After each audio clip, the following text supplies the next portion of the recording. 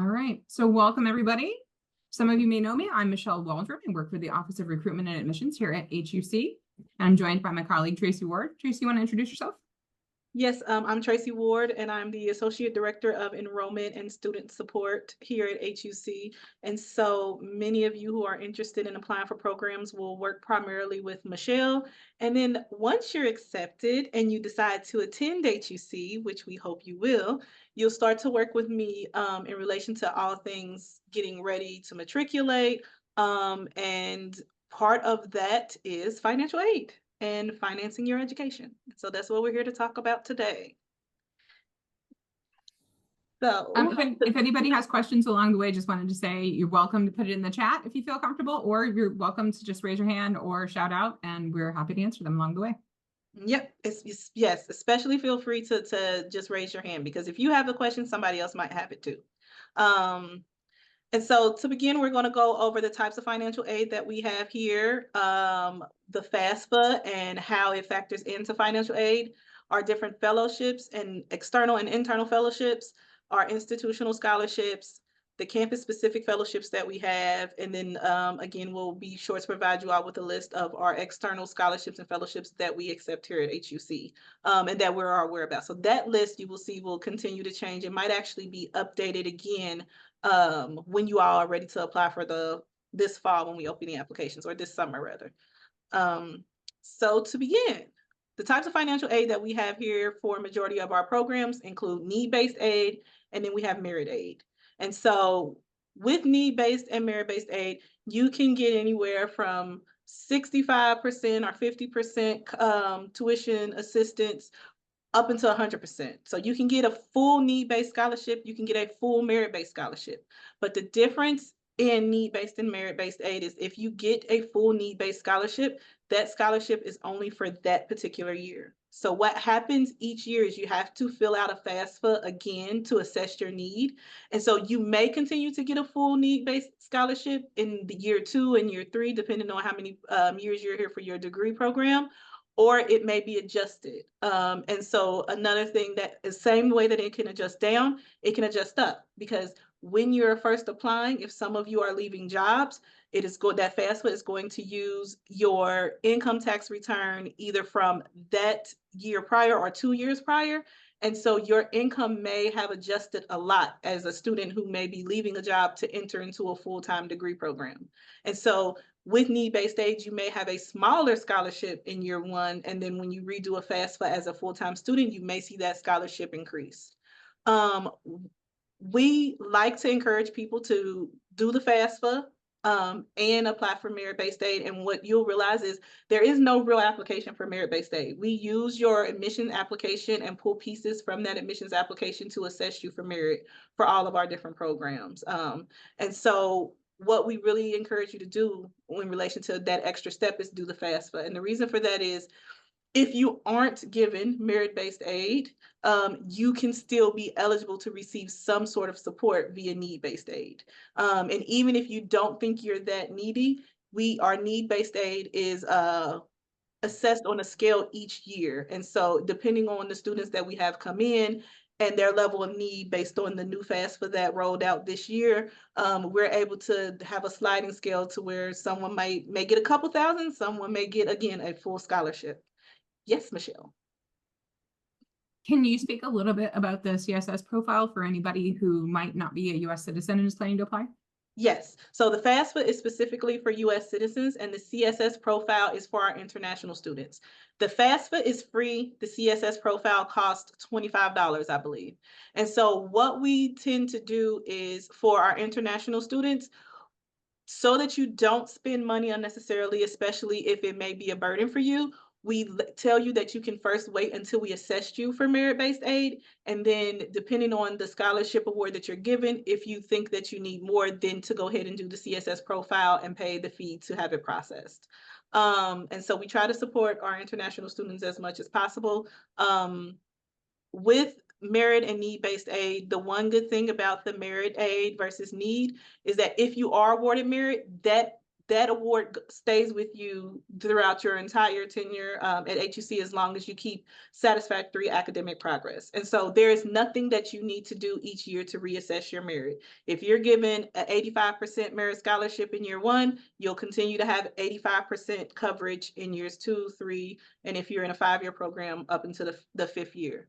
What does happen with your scholarship award when it comes to merit is as you become a more tenured student and you're able to take advantage of campus-specific scholarships or fellowships, you may see that award adjusted because we're not going to overpay you. And so if you were given a full merit scholarship, but then you get a different fellowship later that gives you full scholarship assistance, full scholarship payments, you'll see that Atara, which is the name of our merit scholarship, may be gone for that year while you're receiving that merit scholarship under your fellowship. But if that fellowship is only for 1 year or only 2 years, and then you have another year or 2 left after that fellowship, you will see that Atara will be added back to your package so that you're not losing it. It's just that we can't give you an extra 20,000 on top of the 20,000 that we're helping to pay your tuition. And so that's the need-based and merit-based process. So when you apply for the FAFSA, you're going to go to studentaid.gov, and you are going to also have, besides the income that you're providing to us to be able to assess your need, you also have the ability to take out loans if you like to. And so you'll see your package from us via the student portal with the merit-based scholarship and any need-based scholarship. And you don't have to accept those. Those scholarships are automatically applied. You don't have to do anything to accept them. But what you will see is the student loans that you would be eligible for, and you would choose whether you want to accept or decline those. And so when you're looking at our tuition rates, we also have that additional cost of study table that's there so that you can make an informed decision about whether you want to take out additional student loans to help cover your cost of books, to help cover your room and board, because technically we don't have dorms, but you'll still, if you're moving to our New York or LA campus for study, or if you're a student who would have to study the first year in Israel, you have to take into account of those costs, your travel costs when you're in Israel, back and forth home if you plan on coming home throughout that first year. And so all those things you want to take into account when you decide whether you want to take out additional student loans or look for external scholarship and funding opportunities that may actually help to cover your room and board. And so when you're applying for the using the FAFSA, this is the code you'll want to use. HUC may come up several different times, but you want to use this code. And so we will be sure to share this presentation and that information with you after the fact. Tracy, someone's asked in the chat, how is merit assessed? So in other words, what do we need, or what do they need to get merit-based award determined? So whoever asked in the chat, can you tell me what program you're interested in? Can you come off mute and tell me what program you're interested in? The rabbinical program. Okay, so for the rabbinical program, you are going to submit an application that is going to be inclusive of letters of recommendation, your transcripts.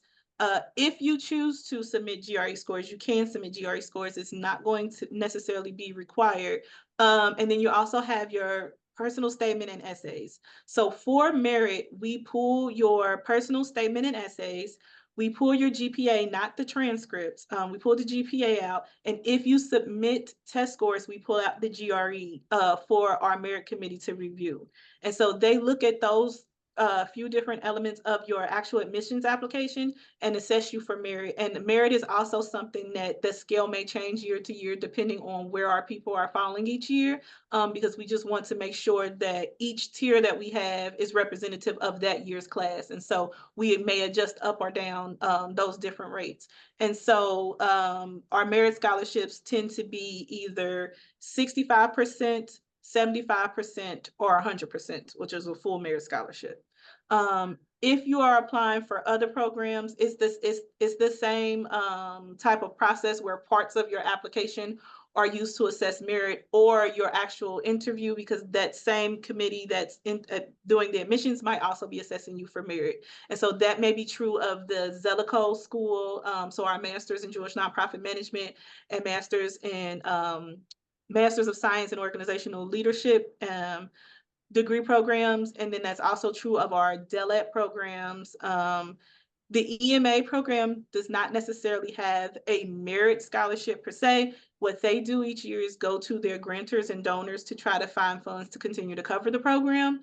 And so to make it, to be able to have a reduced tuition rate that those students pay, and then they also are able to be assessed for need. And so basically you don't do anything extra, no matter what program you're applying to, you don't do anything extra to be assessed for merit. Your merit is assessed based on the admissions application you submit.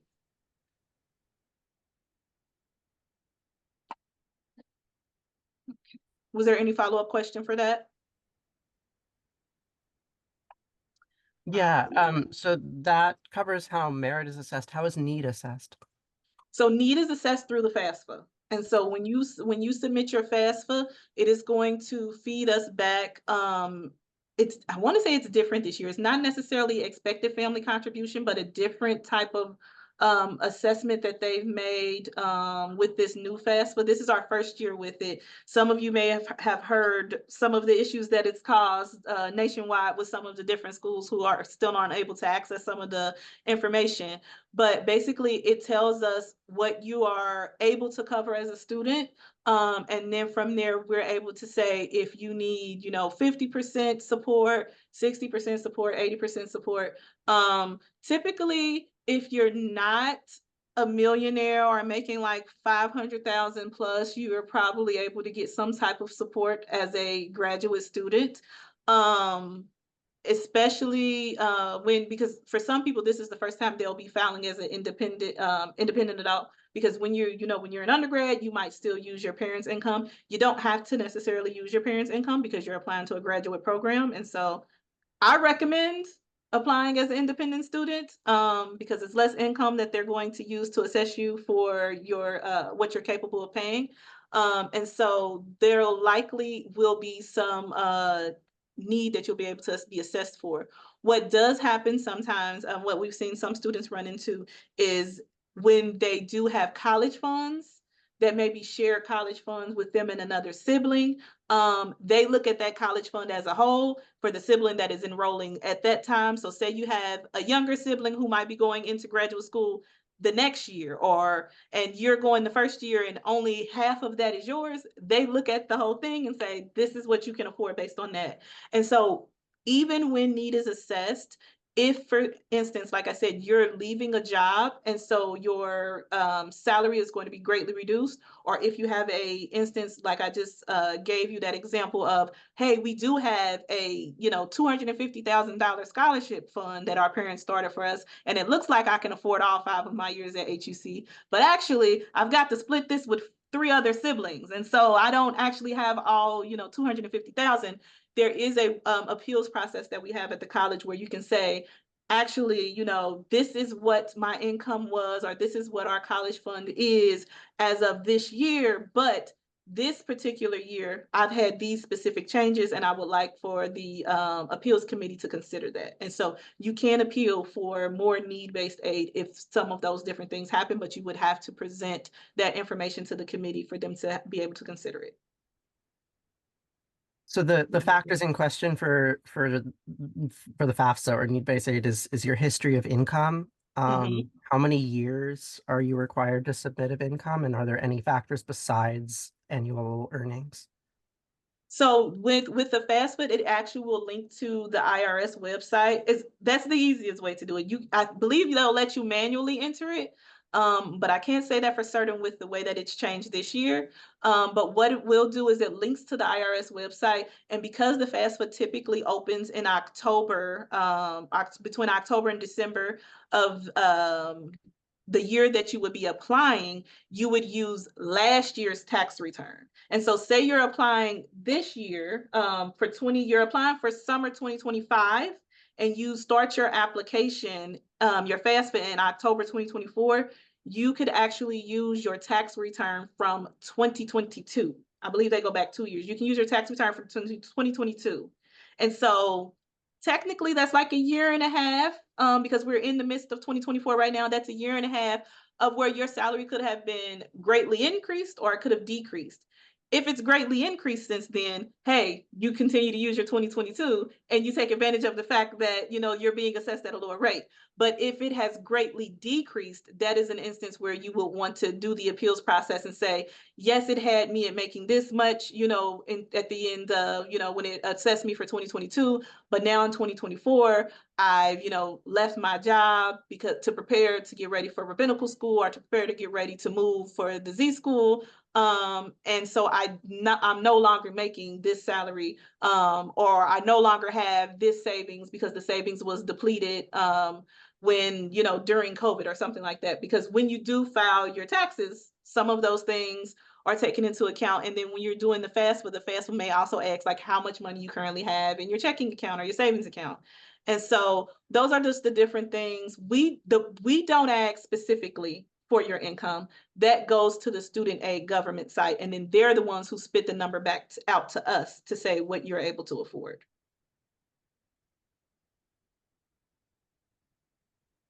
And then something similar for the CSS profile for our international students.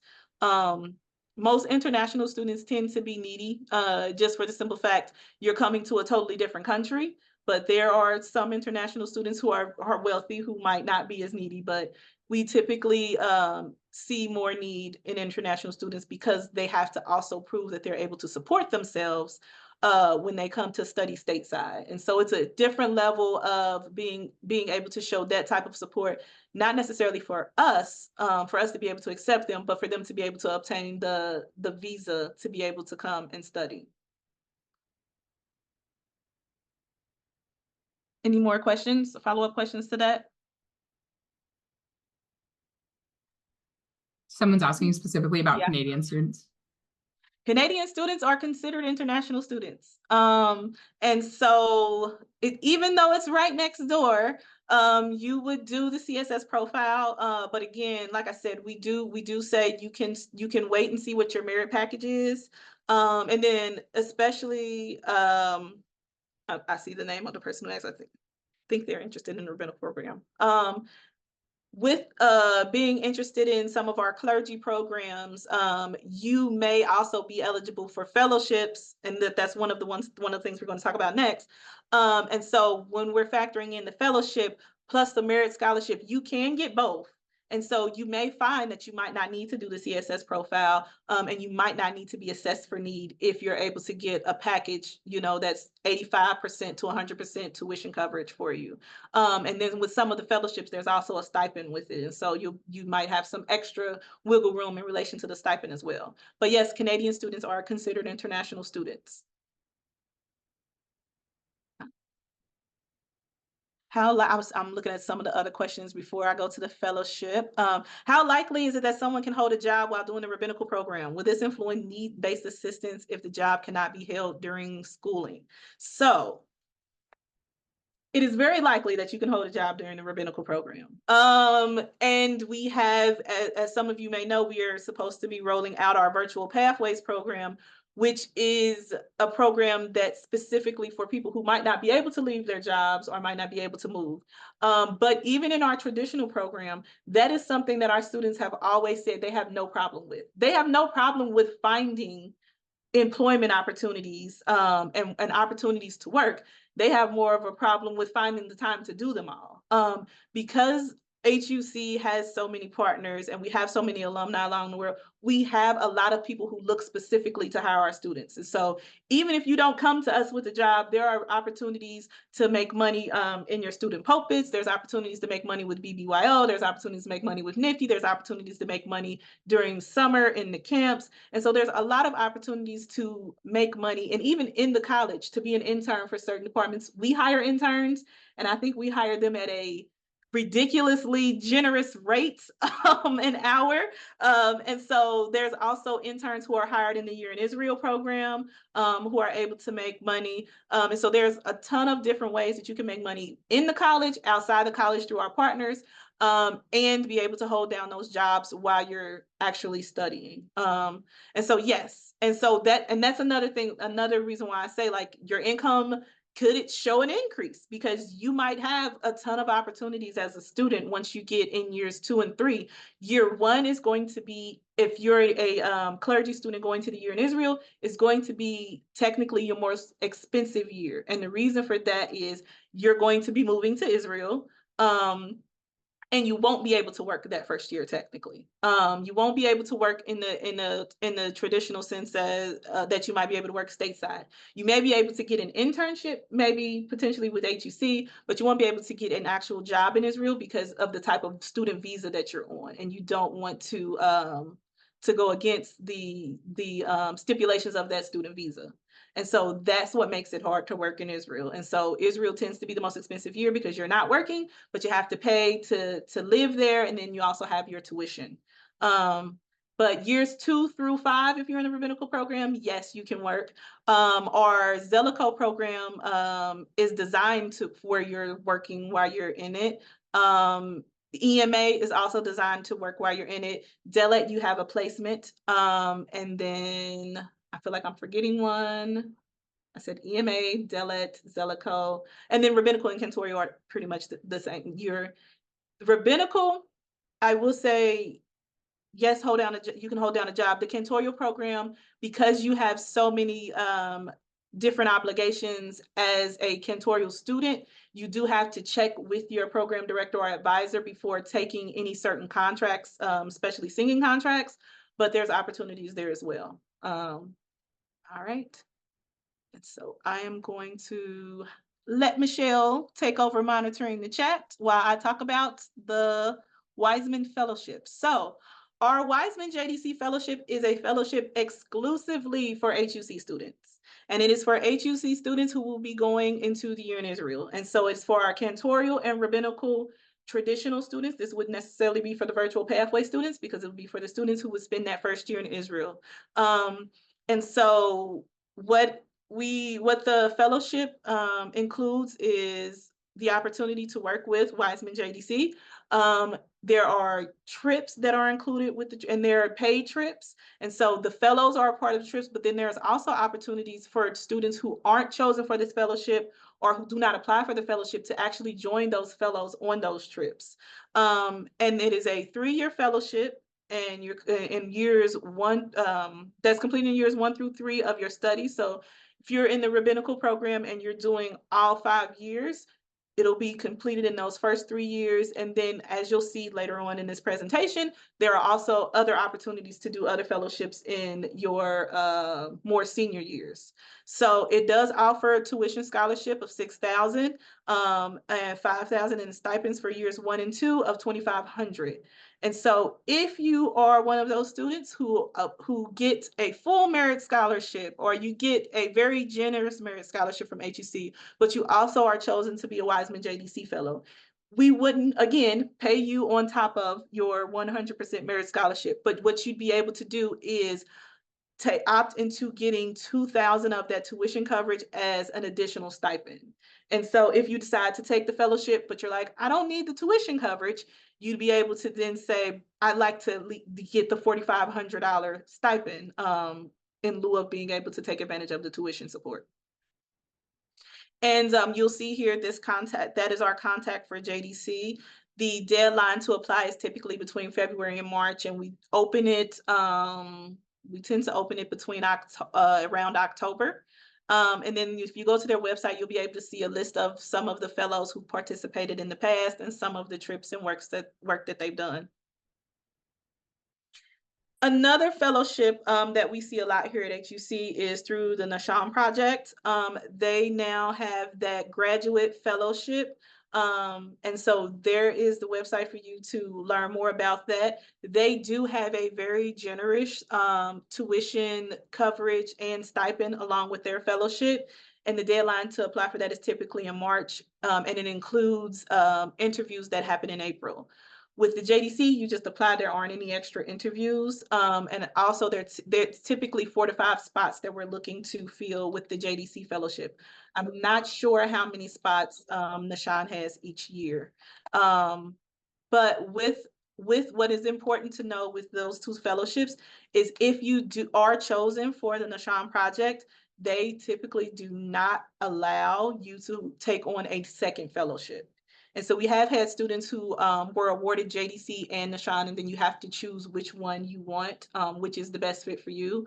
And so it's important to note how many years the JDC fellowship will cover and support you in relation to tuition and stipend, and how many years the Nashan Project fellowship will cover you in relation to tuition and stipend when you make that decision. All right, and so our institutional scholarships. As I mentioned before, our rabbinical and cantorial programs offer the Asara Merit Scholarship and Need-Based Scholarship. And so this is whether you're going into the year in Israel, whether you are exempted from the year in Israel, are still doing the traditional program, or whether you go into the virtual pathway program. These will be options for you. Our DELAT school credential program and MAT programs offer merit and need-based aid. Our EMA program offers tuition assistance and travel stipends. And then there's also the additional financial aid that may be awarded. Those students do need to fill out a FAFSA for us to be able to assess their need.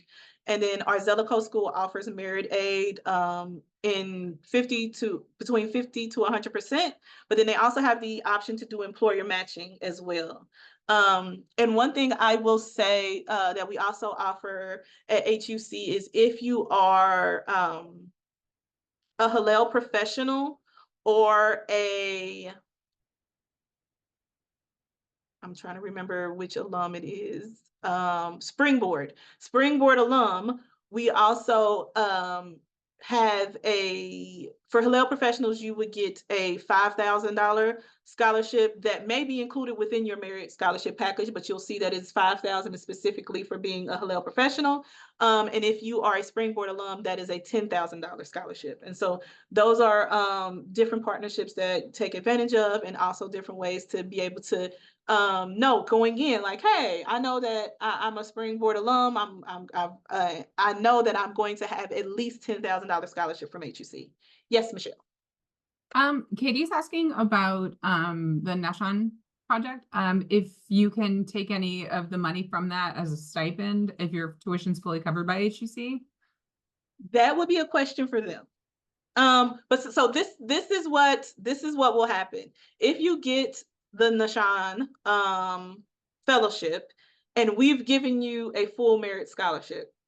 We are not going to overpay you, right? You would take that scholarship that they give you. If it's a full scholarship, you would take that full scholarship. If it's not a full scholarship, we would cover the rest of it under your scholarship with us. If for some reason you were not, that scholarship didn't follow you throughout the entire tenure of your studies with us, our scholarship offer would still be on the table. But we would not overpay you. And so I'm not sure what their stipulations are in relation to if you were to go to them and say, I've already got a full merit scholarship from HUC, and I would like to have some of my scholarship monies to increase my stipend. That would be a question for them, just because they're external to us. With JDC, it's more of an internal partnership, and so we're able to talk to them about that and know that they would agree to that because it's specifically for our students. Nashan is not specifically for HUC students. You'll have other students who apply to other seminaries also apply to that program. And I see a question in here. What about the Master's in Educational Leadership? That program is no longer offered in its current reiteration. We don't know how it's going to come back. There is talk about there being a different type of educational degree offered here at HUC, whether it is a version of what's currently offered in our EMA program, which is distance learning, and it's 2 years. And it's for the way the EMA program is structured right now is it's for people who have been in the field and who are in leadership positions and been in the field for about 5 years. If we will have a version of that for people who are emerging leaders, but right now the Masters of Educational Leadership has just enrolled its final cohort under that program. And so what we will have to offer in relation to education is still to be determined. But right now, these are the programs that we have and are going to be recruiting for the fall and summer. All right. So once you are a student at HUC, you will see that we have campus-specific fellowships. And those campus-specific fellowships right now are in New York. And so therefore our rabbinical and cantorial students. And so rabbinical and cantorial students, once they are in years 2 and 3, I believe, can apply for the Tisch or Star and Crown Fellowship. These are 3-year fellowships, and they offer a tuition scholarship as well as a stipend. And again, this is specifically for New York, so this would be for all cantorial students would have the opportunity. I believe the Star and Crown is for cantorial, I think.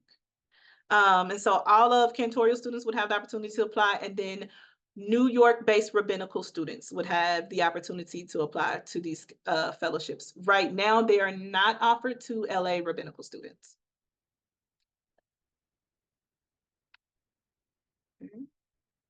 And then we also have a list of external scholarships and fellowships that again, this list gets updated each year. The last update was in March. And so I expect there could potentially be some updates again in October as we see what other programs are out there.